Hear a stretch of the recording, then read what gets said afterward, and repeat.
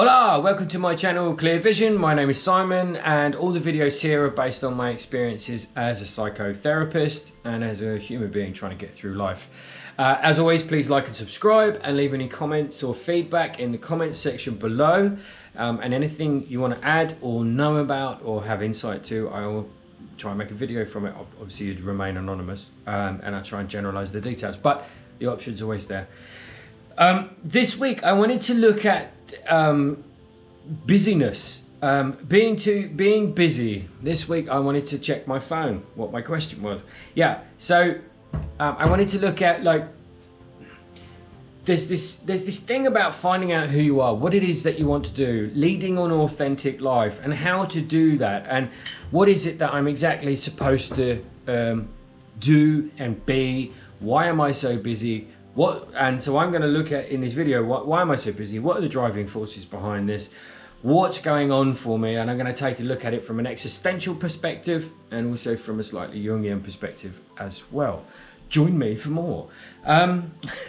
Where to start? Let's start with the four givens of existence, according to existentialists, which are death. You will die. You could have five if you add taxes in. We always have to say that. You have to pay taxes. But anyway, that's irrelevant at the moment. So there's death, freedom, isolation, and meaninglessness. Meaninglessness. So these are the four givens of existence. We will die. We do have freedom. We are all isolated, as well as being in a community, but ultimately you have to die alone. That's kind of what it's about. And having no meaning, no purpose. I'm not going to go into full depth on these, but I am going to mix this in a little bit, like I say, with Jung, and in this case the persona, or to bring it down to more kind of like less specific terms, over identifying with the persona, the mask we put on, or in this case the role we have in life, what we do for a living, or what we do with inside the household. Okay, so examples of this are, I'm the wife, the husband, the father, the mother, the child, the teenager, whatever. This is my role. I'm a doctor, I'm a therapist, I work in a bank, I work in a shop, I'm in construction, whatever it is, and that's what I do. And over identifying that with that is when that becomes who you are rather than just what you do. What are the drivers behind this, and how do you get from there to where you want to be, which is living an authentic life and becoming more you? It seems to be this thing that everybody wants to find. Personally, I think it's more of an exploration, it's a development, and it's kind of a blank canvas. But how do we get there? The first thing we have to acknowledge, I think, as well with this, is that we are living in this world. We are living in this realm, whether you like it or not. Most of us have to go to work, have to earn money, have to become good at something, have to train at something, study at something, get experience at something in order to make money, in order to be able to buy food, possessions, a house, etc., etc. That's kind of how most of the world, or a bulk of the world, works. But let's go back to the existentialism. And I think many of the clues can be found there as to why we do what we do. But the first one would be death anxiety. What does that mean? Well, we all know we're going to die, but most of us don't want to actually acknowledge it. And you may have heard of, for instance, people who are terminally ill kind of saying something along the lines of, now I know I'm dying, I'm learning how to live. And this seems to be very, very true for people who have faced their own mortality or are facing their own mortality. And they learn to live. And then all of a sudden you'll watch principles change. Certain things that were important are no longer important. Certain things that weren't important now are important. And there's a whole, for a lot of people facing that, there's a whole more vibrance to life. Everything's way more colourful, way more impactful. Life just has more essence all of a sudden, and they tend to notice all the small things. Now, that is a slightly romanticized view, but it does happen to people. But there are also people facing an awful lot of challenges in their last months, years of their life, weeks, days even, which doesn't give them the opportunities to maybe embrace the world the same way. But a lot do. So The first thing, like I said, is this death anxiety. So we run around, according to the existentialists, busying ourselves with insignificant busyness, because that way we can stave off and hold away the unconscious anxiety which surrounds our own mortality. We are going to die. If I'm busy, I don't have to think about that. I don't have to think about the hours that are ticking away because I'm busy. What being busy does is also normally makes us quite important, which then settles another problem, which is having no meaning, meaninglessness. I'm sure that should be meaninglessness. Never mind. Anyway, so to have no meaning, which, if you have no meaning and no purpose, brings nothing but dysfunction and existential dread, because there's no structure, there's no reason for you to be here, there's no purpose, and so what we tend to do is we react to this in a couple of different ways. First of all, we can go and we can look to have our name in lights. We want to be, which there's nothing wrong with that. Don't get me wrong. I'm all for dreaming big. I do it myself still. There is nothing wrong with that. But that is sometimes, I'm not going to say any names, but that can sometimes be used to take advantage of people in order to make money out of people's existential dread surrounding the fact that they have no meaning and no purpose, and try to give them a platform in which to get a quick fix of 5 minutes of fame without burning anybody there. That's what that plays into in a very clever way. And because to have no meaning brings us dread. Now we can have meaning as we can find that as I'm a partner, I'm this, I'm that. Often it comes into being busy with a job. This is what I am. Now I have meaning, or I'm a parent, whatever. And then it can go up into the, spread bigger and bigger, depending how much of a platform you have, perhaps for what it is that you do or say, which is partly where the man's search for meaning and this whole thing about having a purpose, having a meaning, having a goal and working towards it, where that comes from in terms of what that does is that starts to bring some structure, that starts to bring some motivation, some drive, some direction at least. And you can change direction, you can adapt it, you can move, but you're starting off on the right foot. Without that meaning, without that purpose, you are, to sort of quote Jordan Peterson maybe, and people like that, you have an unmade bed. You're living in chaos. There we go. Next to that is freedom and isolation. These two kind of walk hand in hand as well. We have freedom, and freedom is to make our own choices and design our own life.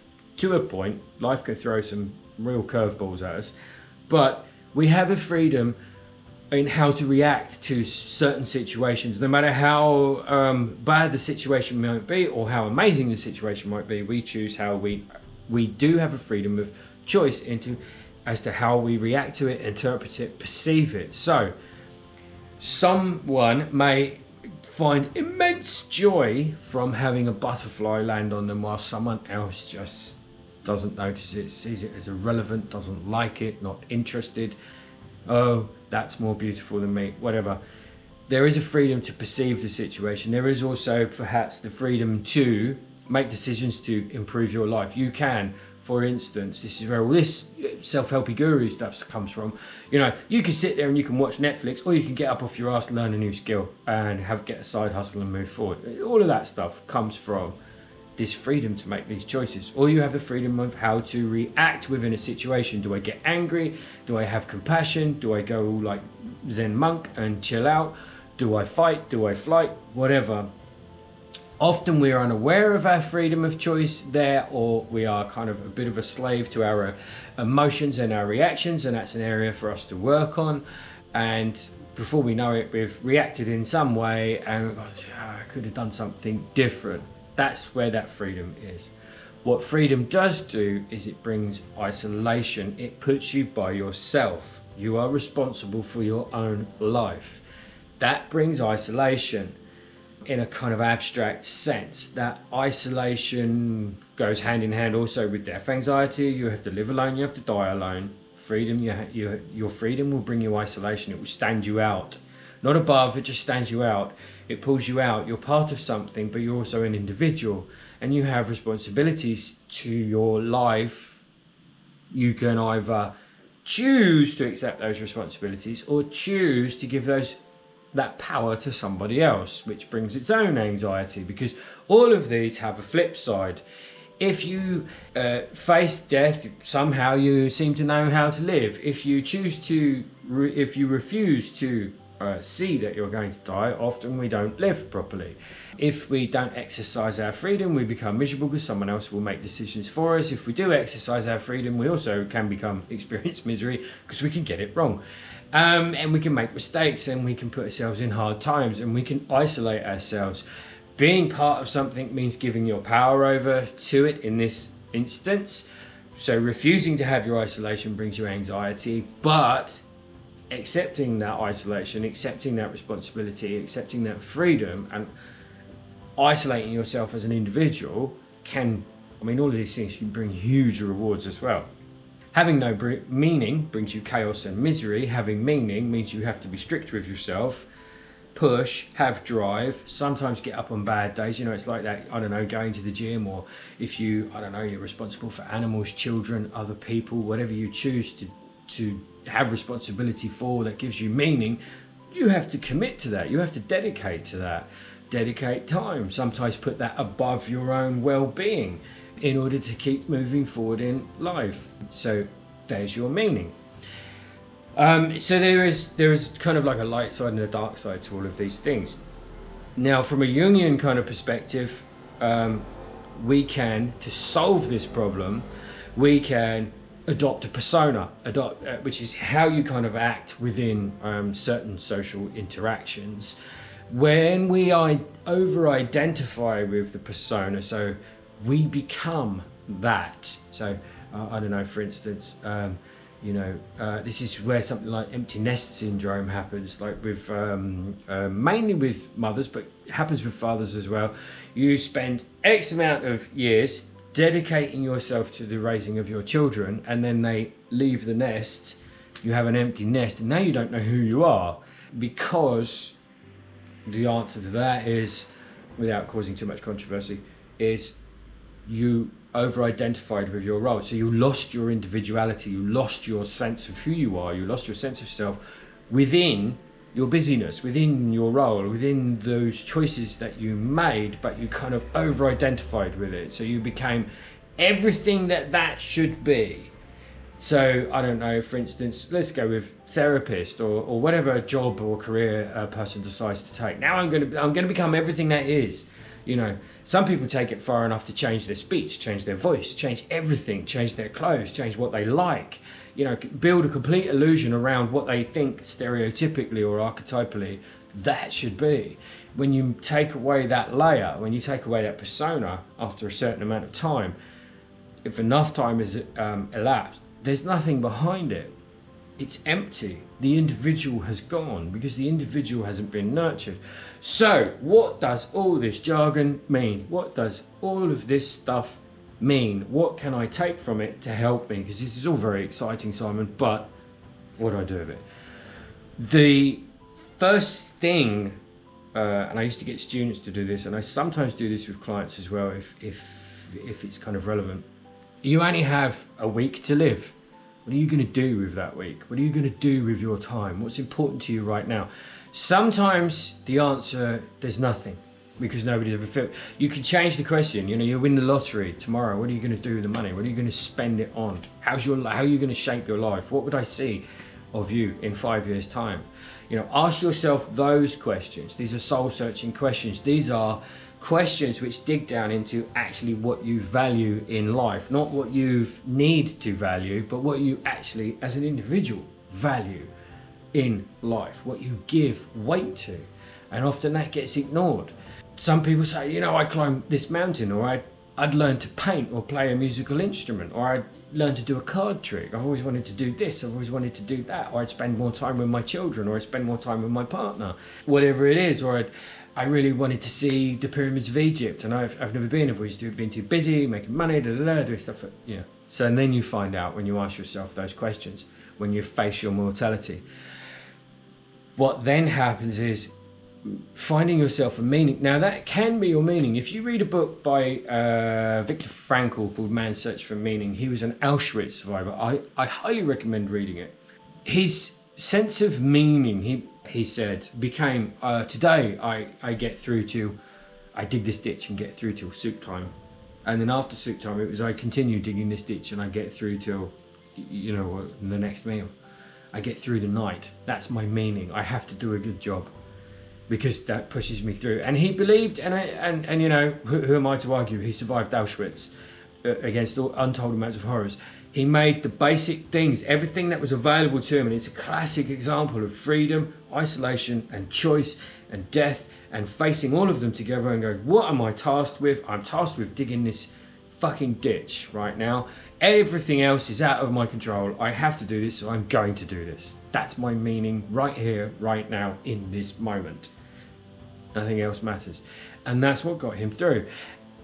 Now, if you take it out of that extreme kind of environment and place that into, you know, the average person's life, some worse, some not so worse, we may be in a very, very toxic, negative environment, but we can find meaning within that and get through. And once we're through and we're out the other side and we make moves and we take our freedom to be able to govern ourselves, to self-govern, which brings isolation and huge amounts of responsibility. But if we take it and we realize we're steering our own ship, we're the author of our own book, we're creating our own meaning, then we become actually really, really quite powerful. But it does bring a lot of existential dread or anxiety with it, be warned. But it can be a very fulfilling, wholesome path to take.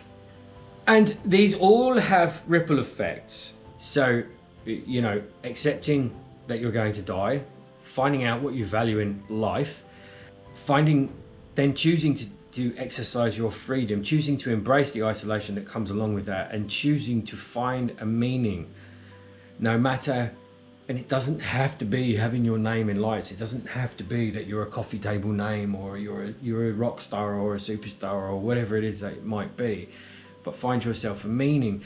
Moving on from that, then the warning comes from Jung to not over-identify with this is what I do. Don't over-identify with that either. You can spin stuff too far the wrong way. And some people get so wrapped up in their life and their job, and if it goes on for too long, and this is an experience, if it goes on for too long, it becomes all that they are.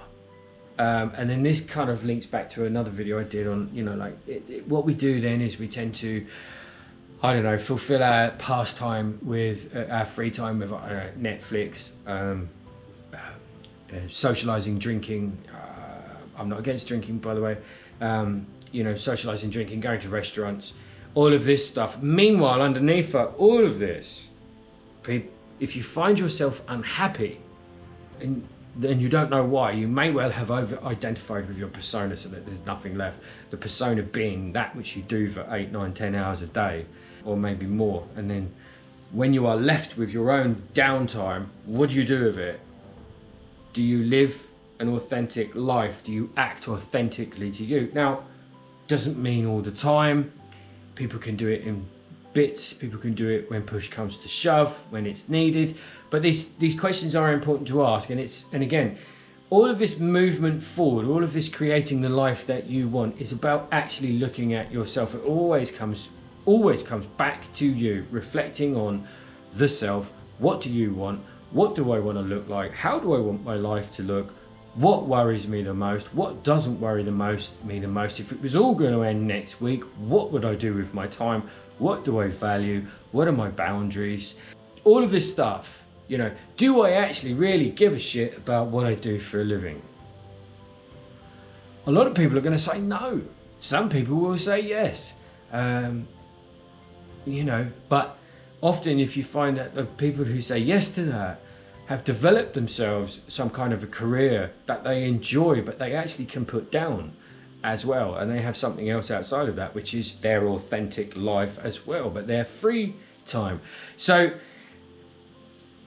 it's very hard to try and fit this in like a 15-minute video, but it's a start looking at, like I say, the 4 givens of existence from according to the existentialists, and over-identification with the persona from Jung, blending the two together to give yourself some clues and some pointers as you're finding your way through the vastness of your life and perhaps your busyness. One big clue as well is when you actually have downtime, and I hear this one a lot, and I've also been guilty of this as well. Or if I had the free time, I would do this with it. And then you find when you've got the free time, you don't know what to do with it. It takes a while to adjust because we can get into the rhythm of something else. So there's also, again, with all self-work, there is a conscious effort at some point that has to be made. Just like with addictions or anything else, if you actually want to change your life, you do actually have to make some conscious efforts. You know, there are so many people who have so many things to offer within this realm of, 10 minutes a day on something new can actually create dividends way down the line. If you are a small percentage, Peterson said it really well, if you're stumbling forward, you're still moving forward. If you are a small percentage better than you were yesterday, then you are improvement. You're improving. So there's always this movement forward. There's always this conscious effort, but not beating yourself up because you're not quite where you want to be. Because, as Aerosmith famously once said, life's a journey and not a destination. I'm sure it wasn't them who said it first, but it's a good end to a song. Until next time, I hope that helps. And until next week, please take care of yourselves. Adios.